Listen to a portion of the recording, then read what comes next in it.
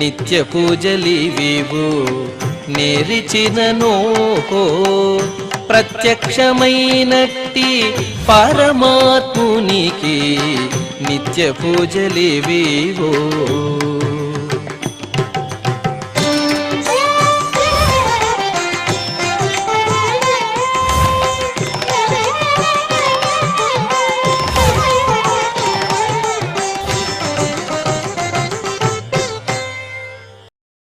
ఓం నమో వెంకటేశాయ. ఈరోజు మంగళవారము, శ్రీ శోభకృతనామ సంవత్సరము, దక్షిణాయనము, హేమంత ఋతువు, మార్గశిర మాసము, శుక్లపక్షము, పౌర్ణమి తిథి, మృగశిర నక్షత్రము, డిసెంబర్ 26, 2023.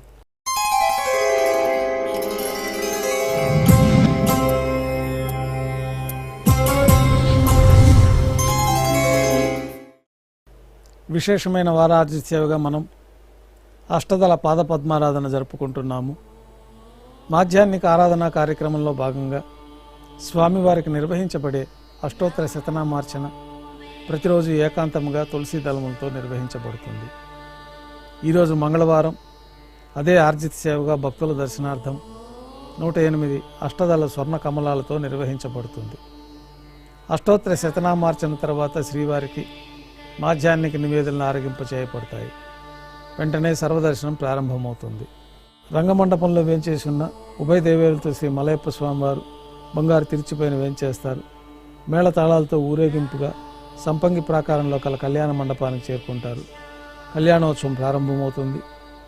పుణ్యాహవాచనం, అంకురార్పణ, రక్షాబంధనం, అగ్నిప్రతిష్ఠ, స్వామివారికి అమ్మవార్లకి నూతన పట్టు వస్త్రాల సమర్పణ, మహాసంకల్ప పఠనం, స్వామివారి యొక్క మాంగళ్యాలకు, విశేషంగా మాంగళ్యాలకు అభిషేకాన్ని గావించి మాంగళ్య ఆరాధన పూర్తయిన తర్వాత స్వామివారి తరఫున అమ్మవార్లకి మాంగళ్య సమర్పణ గావించి స్వామివార్లకి అమ్మవార్లకి కర్పూర నీరాజనము, విశేషమైన హోమాలతో పూర్ణాహుతి పూర్తయిన తర్వాత మాలా పరివర్తనం అనే కార్యక్రమాన్ని నిర్వహించి ఉభయ దేవేరుల్ని శ్రీవారి చెంతకు చేర్చి ఈ సందర్భంగా అక్షతారోపణం అనే వైదిక కార్యక్రమాన్ని నిర్వహించి కర్పూర నీరాజనము, నైవేద్యము, తిరిగి కర్పూర నీరాజనంతో కళ్యాణోత్సవం పూర్తి అవుతుంది.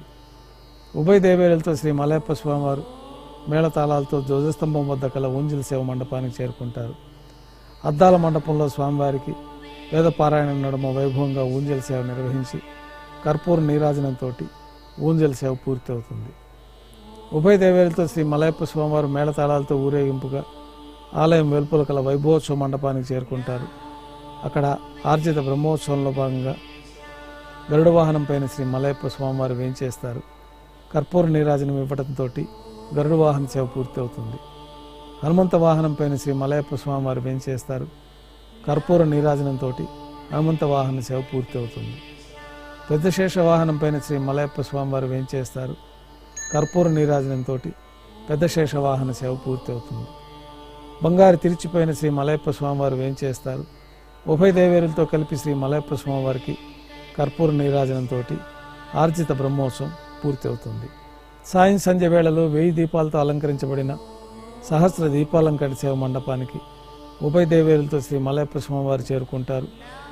వేదం, గానం, నాదం నడుమ సహస్ర దీపాలంకరణ సేవ జరిపి నక్షత్రహారతి, కర్పూర హారతితోటి సహస్ర దీపాలంకరణ సేవ పూర్తి చేసుకొని 4 తిరువీధుల ఉత్సవం జరుపుకొని శ్రీ మలయప్ప స్వామివారి రంగమండపంలో వేంచేస్తారు.